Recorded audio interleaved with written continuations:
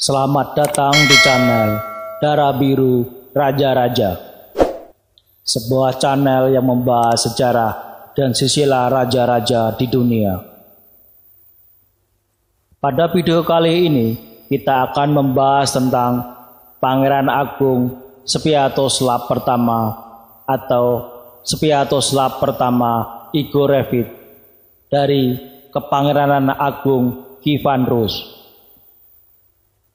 Video ini adalah video ke-16 dari seri video Perang Rusia-Ukraina.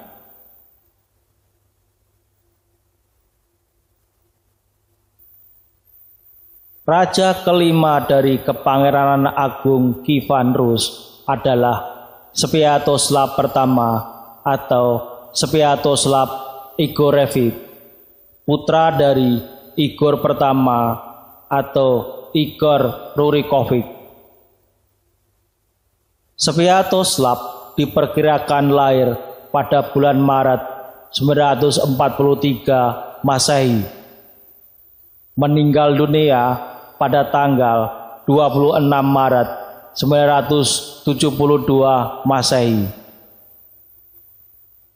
Sviatoslav menjadi Pangeran Novgorod dan Pangeran Agung Kievan Rus menggantikan ayahnya. Akan tetapi, karena saat itu Sviatoslav masih kecil, maka pemerintahannya dijalankan oleh wali raja, yaitu ibunya Olga. Sviatoslav baru dinobatkan menjadi raja pada tahun 945 Masehi dan tahta berakhir pada tahun 972 Masehi. Sviatoslav memerintah secara mandiri Kepangeranan Kievan Rus selama 27 tahun.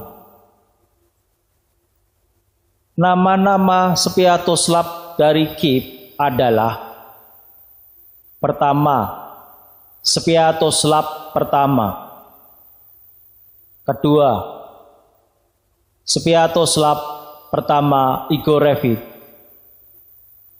Ketiga, Stogoslav atau Sviatoslav Igor Levit, nama dalam bahasa Slavia Timur Lama.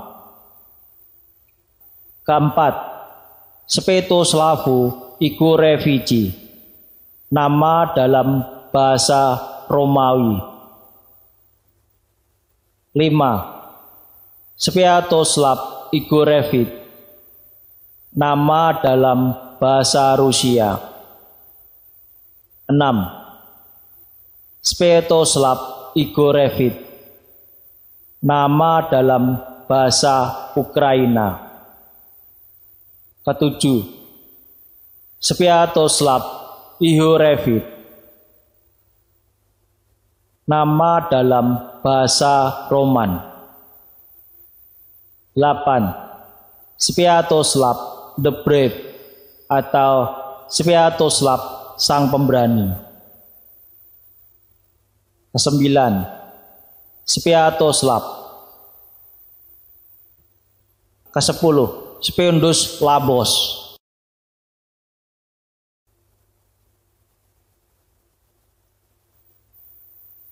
Sviatoslav pertama atau Sviatoslav Igor Levit adalah putra dari Igor Rurikovic dengan permaisurinya yang bernama Olga.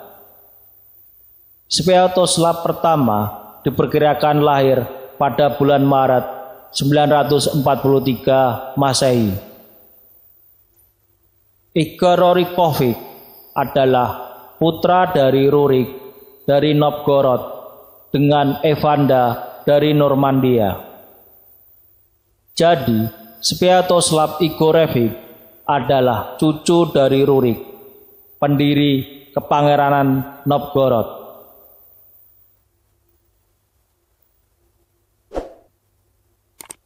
Menurut arkeolog Sergei Beletsky, lambang Pangeran Sviatoslav pertama seperti semua penguasa lain sebelum Vladimir Agung, juga menggunakan biden sebagai simbol pribadinya.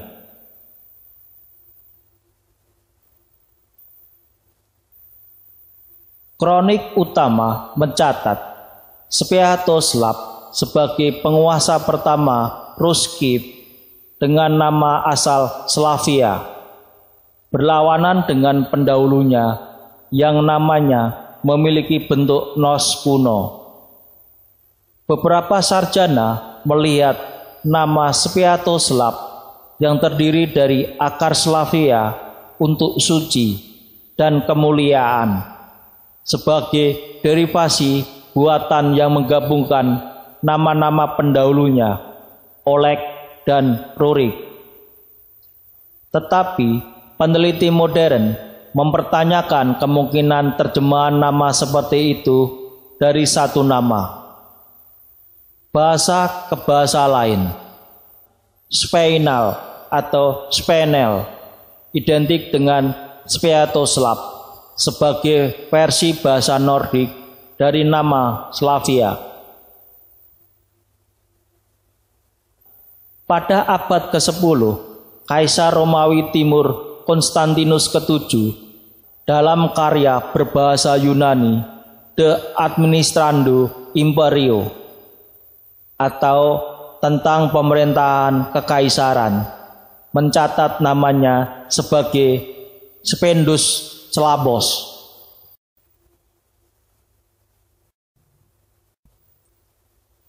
Hampir tidak ada yang diketahui tentang masa kecil dan masa muda Sviatoslav yang ia habiskan untuk memerintah di Novgorod.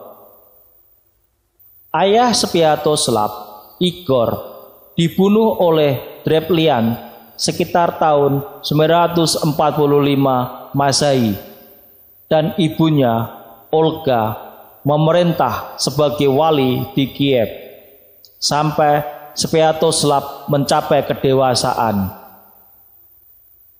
sekitar tahun 963. Sviatoslav dibimbing oleh seorang Varangian bernama Asmun. Tradisi mempekerjakan tutor Varangian untuk putra pangeran yang berkuasa bertahan hingga abad ke-11. Sviatoslav tampaknya memiliki sedikit kesabaran untuk administrasi. Hidupnya dihabiskan dengan Druzina dalam perang permanen melawan negara-negara tetangga.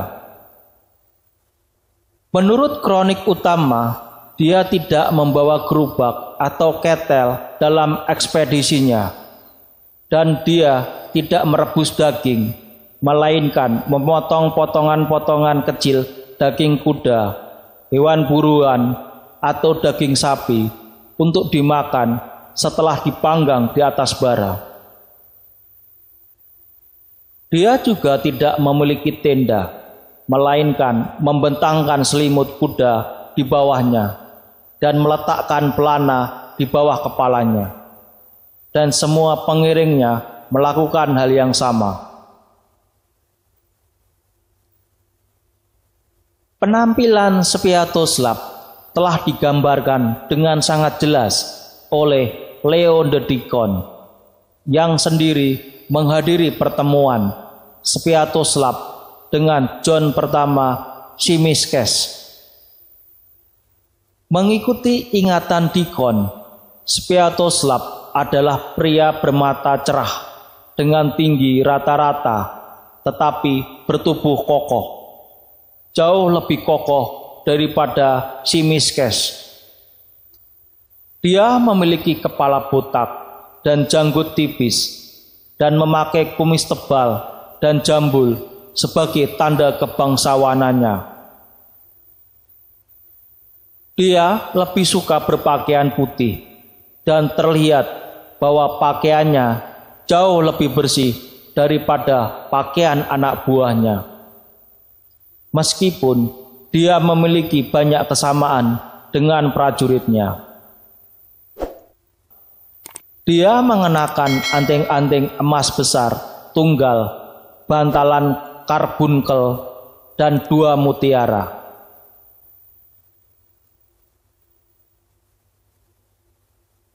Ibu Sviatoslav, Olga, masuk Kristen Ortodok di istana Kaisar Bizantium Konstantin Porphyrogenitus pada tahun 957 Masehi pada usia kira-kira 67 tahun. Namun, Sviatoslav tetap menjadi penyembah berhala sepanjang hidupnya. Dalam perjanjian tahun 971 antara Sviatoslav dan Kaisar Bizantium John I Tzimiskes, orang Rusia bersumpah demi dewa Perun dan Peles. Menurut kronik utama, dia percaya bahwa prajuritnya atau Druzina akan kehilangan rasa hormat kepadanya dan mengejeknya jika dia menjadi seorang Kristen. Kesetiaan para prajuritnya sangat penting dalam penaklukannya atas sebuah kerajaan yang membentang dari Volga ke Danube.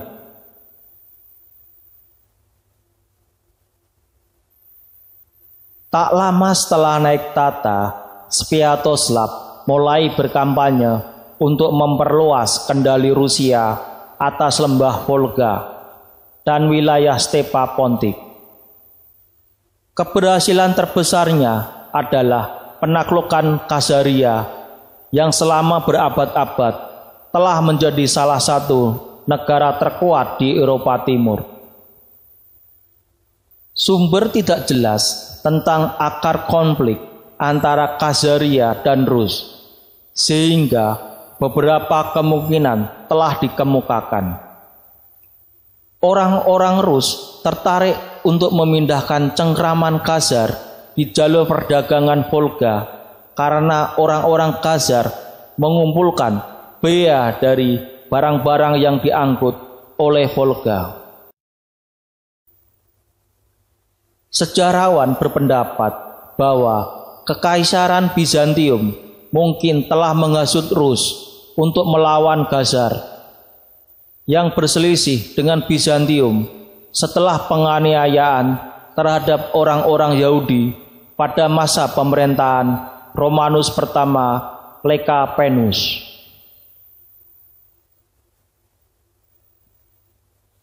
Sviatoslav mulai dengan mengumpulkan suku-suku bawahan Slavia Timur dari Khazar untuk perjuangannya.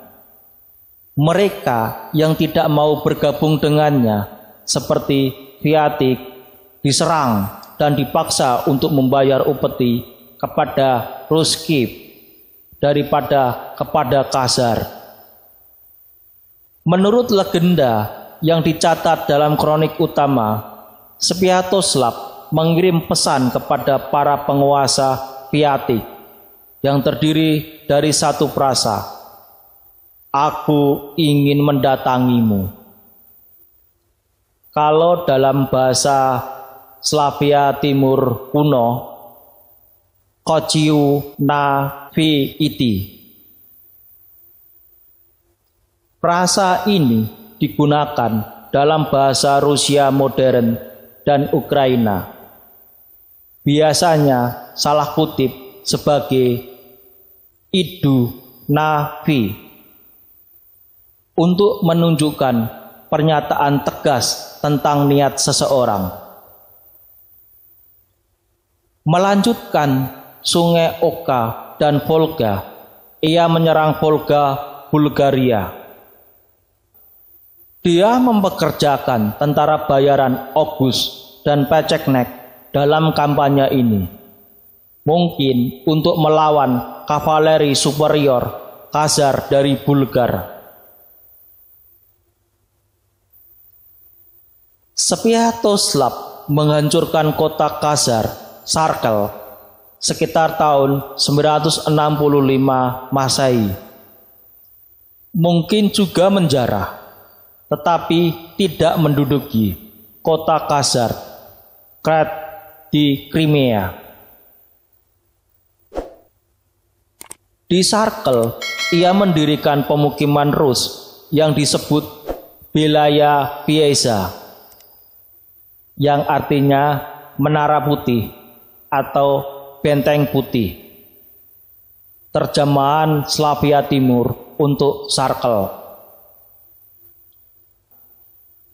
Dia kemudian menghancurkan ibu kota Khazar di Atil. Seorang pengunjung Atil menulis, segera setelah kampanye Sviatoslav, Rusia menyerang dan tidak ada anggur atau kismis yang tersisa. Tidak ada sehelai daun pun di dahan. Kronologi yang tepat dari kampanye Khazarnya tidak pasti dan diperdebatkan. Misalnya, Mikhail Artomonov dan David Christian mengusulkan agar pemecatan Sarkel terjadi setelah penghancuran Atil.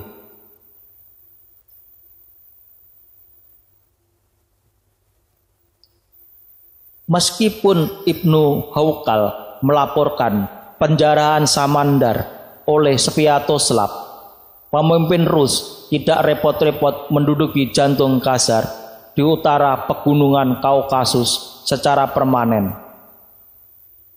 Dalam perjalanan kembali ke Kiev, Sviatoslav memilih untuk menyerang Osetia dan memaksa mereka untuk tunduk. Oleh karena itu, negara-negara penerus Khazar melanjutkan keberadaan mereka yang genting di wilayah tersebut. Kehancuran kekuasaan Kekaisaran Khazar membuka jalan bagi Ruskip untuk mendominasi rute perdagangan utara selatan melalui padang rumput dan melintasi Laut Hitam. Rute yang sebelumnya menjadi sumber pendapatan utama bagi Khazar. Selain itu, kampanye Sviatoslav menyebabkan peningkatan pemukiman Slavia di wilayah budaya Saltovo Mayaki, sangat mengubah demografi dan budaya daerah transisi antara hutan dan padang rumput.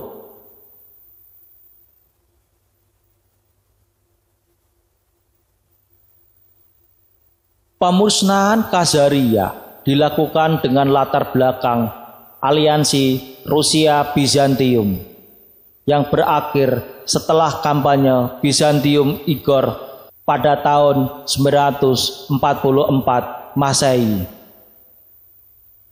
Hubungan militer yang erat antara Rus dan Bizantium diilustrasikan oleh fakta yang dilaporkan oleh John Skiletses bahwa sebuah detasemen Rus menemani Kaisar Bizantium Nikeporos Phokas dalam ekspedisi angkatan lautnya yang penuh kemenangan di Kreta.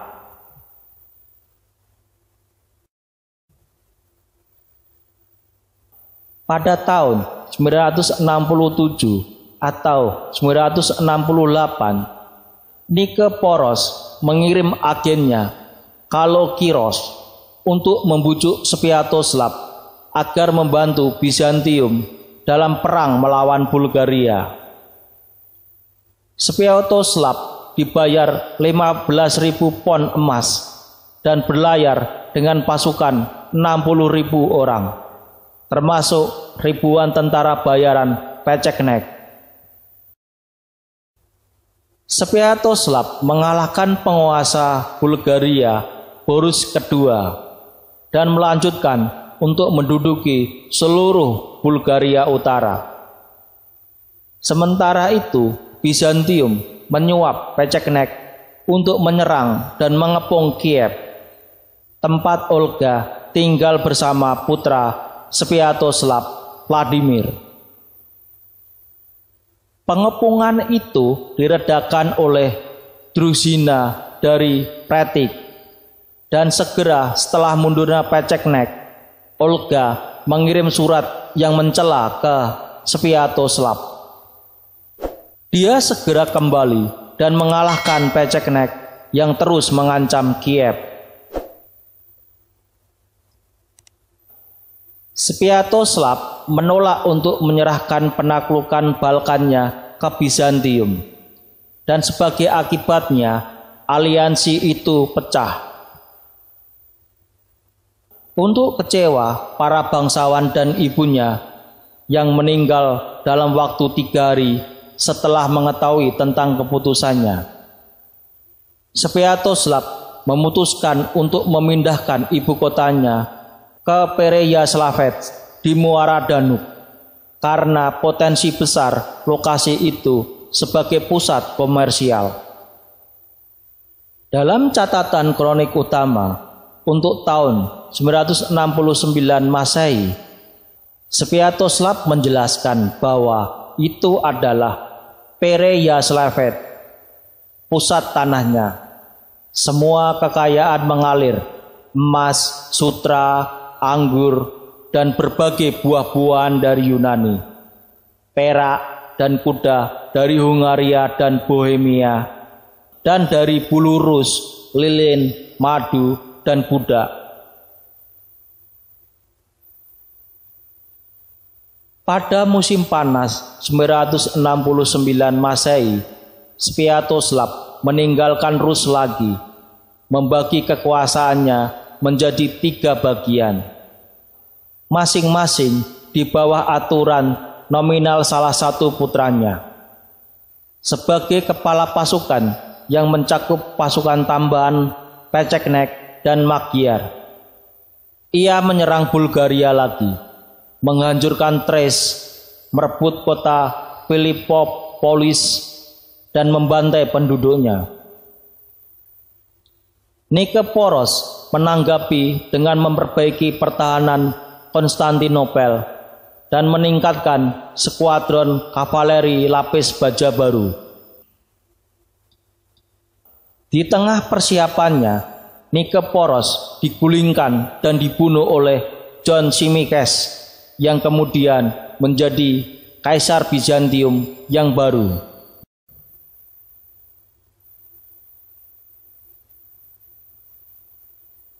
John Simikes pertama kali berusaha membujuk Sviatoslav untuk meninggalkan Bulgaria, tetapi dia tidak berhasil. Menentang otoritas Bizantium, Sviatoslav menyeberangi Danub dan mengepung Adrianople, menyebabkan kepanikan di jalan-jalan Konstantinopel pada tahun 970 Masehi. Belakangan tahun itu, Bizantium melancarkan serangan balasan. Disibukkan dengan menekan pemberontakan yang dilakukan oleh Bardas Phokas di Asia Kecil, John Simikes mengirim panglima tertingginya, Bardas Skleros, yang mengalahkan koalisi Rus, Peceknek, Magyar, dan Bulgaria dalam pertempuran Arkadiopolis. Sementara itu, John setelah memadamkan pemberontakan Bardas Phokas datang ke Balkan dengan pasukan besar dan mempromosikan dirinya sebagai pembebas Bulgaria dari Sviatoslav. Menembus melewati gunung yang tidak praktis dan tak lama kemudian merebut Marsionopolis, di mana Rus memegang sejumlah sandera pangeran Bulgaria. Sviatoslav mundur ke Dorostolon yang dikepung tentara Bizantium selama 65 hari. Terputus dan terkepung, Sviatoslav berdamai dengan John dan setuju untuk meninggalkan Balkan, melepaskan klaimnya atas Crimea Selatan dan kembali ke barat Sungai Dnieper. Sebagai imbalannya, Kaisar Bizantium memasuk Rus dengan makanan dan perjalanan pulang yang aman. Sviatoslav dan anak buahnya berlayar dan mendarat di pulau Berezan di mulut Dnieper, tempat mereka berkemah untuk musim dingin. Beberapa bulan kemudian, menurut kronikel utama, kamp mereka dihancurkan oleh kelaparan, sehingga bahkan kepala kuda tidak dapat dibeli dengan harga kurang dari setengah hryvnia. Sementara kampanye Sviatoslav tidak membawa hasil nyata bagi Rus. Itu melemahkan negara Bulgaria dan membuatnya rentan terhadap serangan Basil the Bulgar Slayer 4 dekade kemudian. Sviatoslav telah lama menjadi pahlawan patriot Belarusia, Rusia, dan Ukraina karena keberhasilan militernya yang luar biasa. Sosoknya pertama kali menarik perhatian seniman dan penyair Rusia selama perang Rusia-Turki pada tahun 1768 sampai 1774, yang memberikan kesejajaran yang jelas dengan dorongan Sviatoslav menuju Konstantinopel. Ekspansi Rusia ke selatan dan usia imperialistik Catherine II di Balkan tampaknya telah dilegitimasi oleh kampanye Sviatoslav 8 abad sebelumnya.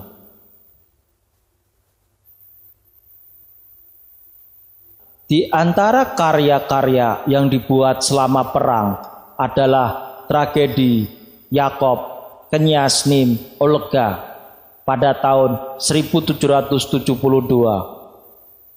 Penulis drama Rusia memilih untuk memperkenalkan Sviatoslav sebagai protagonisnya, meskipun partisipasi aktifnya dalam peristiwa setelah kematian Igor tidak sinkron dengan kronologi tradisional. Saingan Knyaznym Nikolaev pada tahun 1758 sampai 1815 juga menulis drama tentang kehidupan Sviatoslav.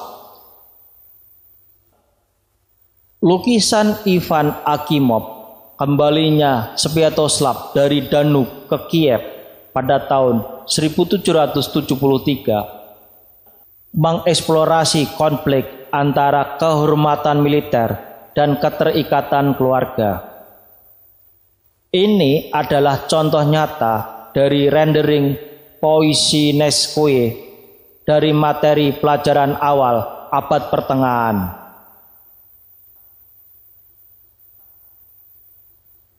Ketertarikan pada karir Sviatoslav meningkat pada abad ke-19. Vladimir Lebedev menggambarkan sebuah episode pertemuan Sviatoslav dengan Kaisar John dalam lukisannya yang terkenal. Sementara Eugene Pansere memahat patung berkuda Sviatoslav di awal abad ke-20.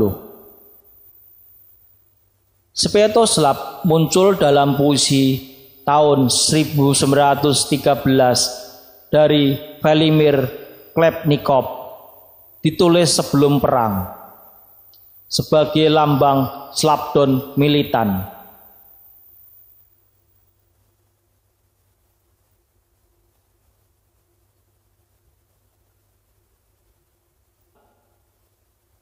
Menuangkan jus terkenal Danube ke dalam kepalaku. Saya akan minum dan ingat teriakan yang cerah, aku datang padamu. Sviatoslav adalah penjahat dari novel The Lost Kingdom atau The Passing of the Khazar oleh Samuel Gordon, sebuah cerita fiksi tentang penghancuran Khazaria oleh Rus. Tokoh prajurit Slavia dalam konteks yang lebih positif dalam cerita Cherney Strevli Vyatikcha oleh Vadim Viktorovich Kargalov. Cerita ini termasuk dalam bukunya Historicheski Povesti.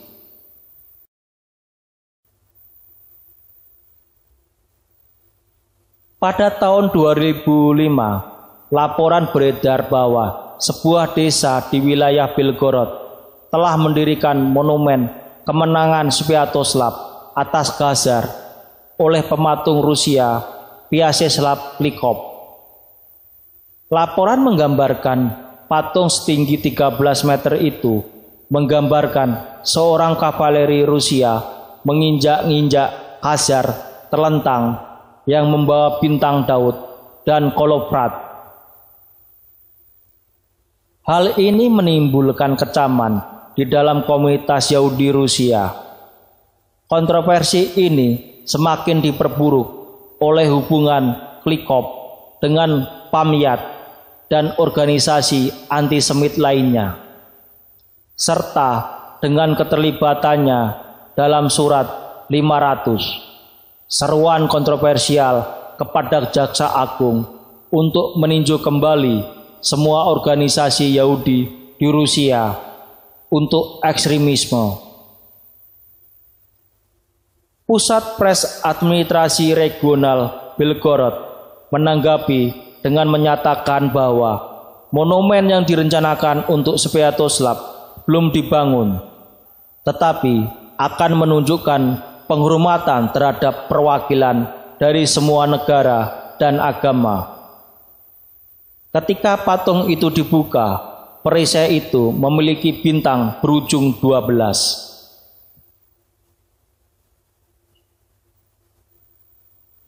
Sviatoslav adalah karakter utama dari buku Kinyas atau Kinias dan The Hero atau Geroi yang ditulis oleh penulis Rusia Alexander Masin.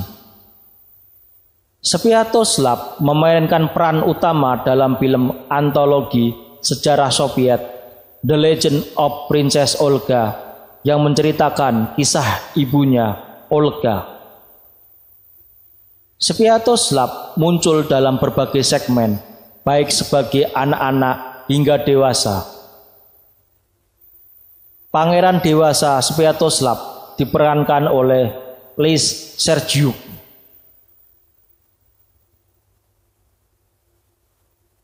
Pada tanggal 7 November 2011, seorang nelayan Ukraina menemukan pedang sepanjang 1 meter di perairan Dnieper di Kortisia, dekat tempat Sviatoslav diyakini telah terbunuh pada tahun 972 Masehi. Pegangannya terbuat dari 4 logam berbeda, termasuk emas dan perak, dan bisa mungkin milik Sviatoslav sendiri.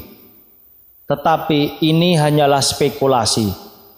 Pedang itu bisa dimiliki oleh bangsawan manapun dari periode itu.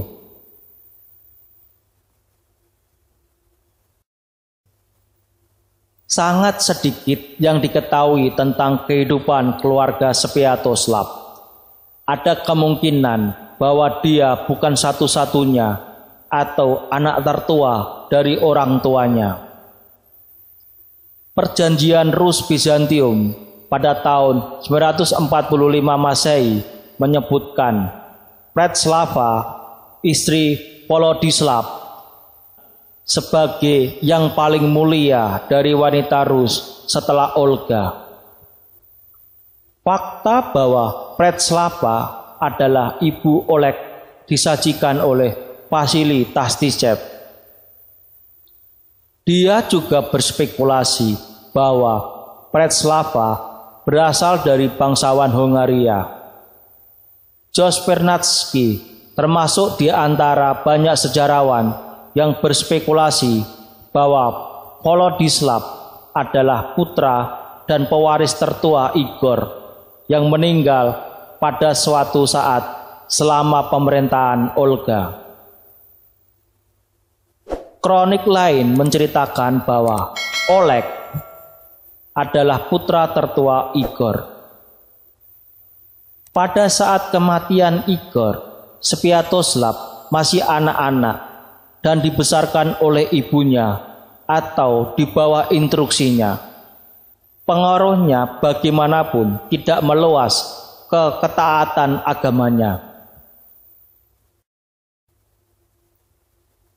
Sviatoslav memiliki beberapa anak, tetapi asal-usul istri-istrinya tidak disebutkan dalam kronik. Dari istri-istrinya, ia memiliki Yaropok dan Oleg. Dari Malusia, seorang wanita yang asalnya tidak diketahui, Sviatoslav memiliki anak bernama Vladimir, yang pada akhirnya akan memutuskan paganisme ayahnya dan mengubah Rus menjadi Kristen. John Skilitses melaporkan bahwa Vladimir memiliki saudara laki-laki bernama Spengus. Apakah Spengus ini adalah putra Sviatoslav atau putra Malusia dari suami sebelumnya atau sesudahnya, atau bangsawan Rus yang tidak memiliki hubungan keluarga, tidak jelas. Sviatoslav pertama tercatat memiliki 2 istri, yaitu Pretslava yang menjadi permaisurinya dan Malusa. Dalam banyak cerita digambarkan Malusa sebagai wanita dari golongan rendah yang bekerja di istana sebagai pelayan. Ada affair antara Sviatoslav pertama dan Malusia sehingga melahirkan seorang anak.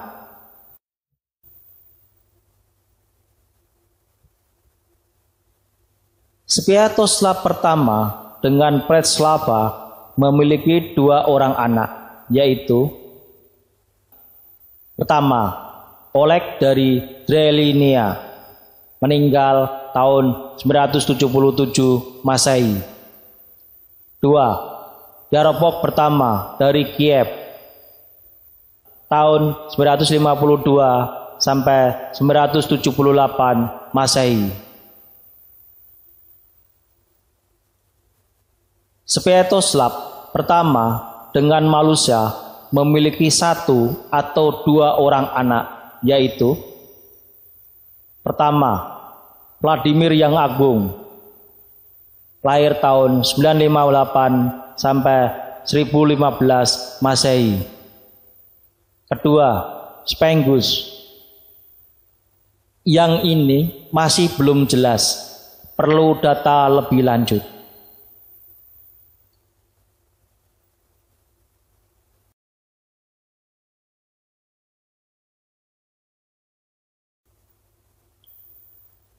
Khawatir bahwa perdamaian dengan Sviatoslav tidak akan bertahan lama, Kaisar Bizantium membujuk Peceknekan Kurya untuk membunuh Sviatoslav sebelum dia mencapai Kiev.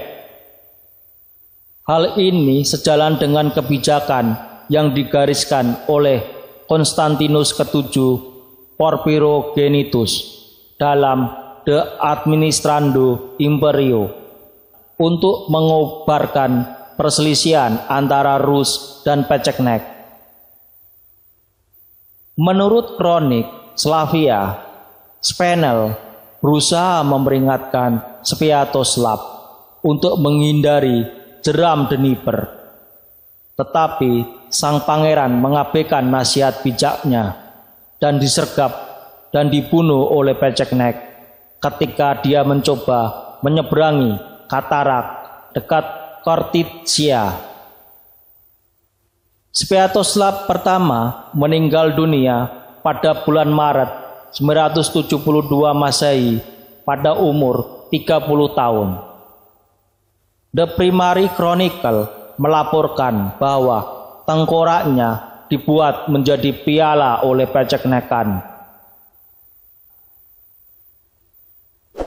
Setelah kematian Sviatoslav, ketegangan di antara putra-putranya meningkat.